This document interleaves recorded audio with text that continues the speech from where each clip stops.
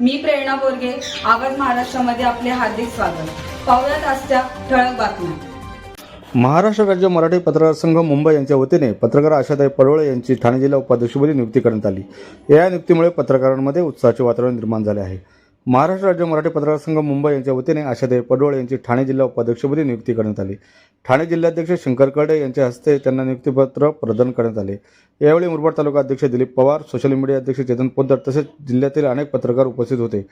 उपस्थित मान्यवरांनी आशाताई पडवळे यांचे अभिनंदन करून पुढील कार्यासाठी शुभेच्छा दिल्या।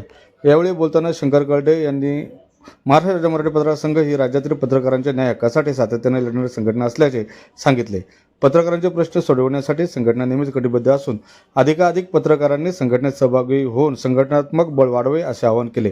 शंकर कर्डे यांच्या नेतृत्वाखाली ठाणे जिल्ह्यातील अनेक पत्रकार संघटनेत काम करण्यास इच्छुक असून नव्याने सहभागी होणाऱ्या सर्व पत्रकारांचे संघटनेच्या वतीने स्वागत करण्यात येत असल्याचे त्यावेळी यांनी सांगितले। आज महाराष्ट्र राज्य मराठी पत्रकार संघ मुंबईच्या वतीने ठाणे जिल्हा अध्यक्ष शंकरजी कर्डे साहेब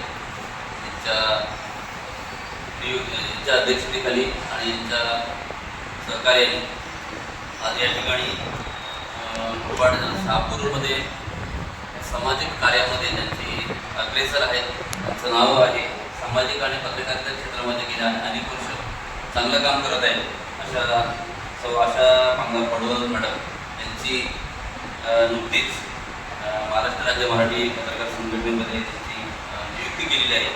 त्या ठिकाणी त्यांना नियुक्तीपत्र दिलेले आज जिल्हाध्यक्षकडे आणि आम्ही सगळे तालुका अध्यक्ष कार्यकारिणी त्यांच्या समवेत आणि असं ठाणे जिल्हा या संघटनेचे आमचे अध्यक्ष प्रदेशाध्यक्ष वसंतराव मुंडे साहेब यांच्या मार्गदर्शनातून आणि उपविभागाध्यक्ष शिंदे साहेब यांच्या मार्गदर्शनाखाली आज या ठिकाणी पडवळे मॅडम यांची या ठिकाणी नियुक्ती करत आहेत। त्यांनी चांगलं काम या ठिकाणी सामाजिक कार्य पुढे त्यांचा अजूनही उत्तरोत्तर त्यांनी वाढवावं आणि समाजाला दिशा द्यावी।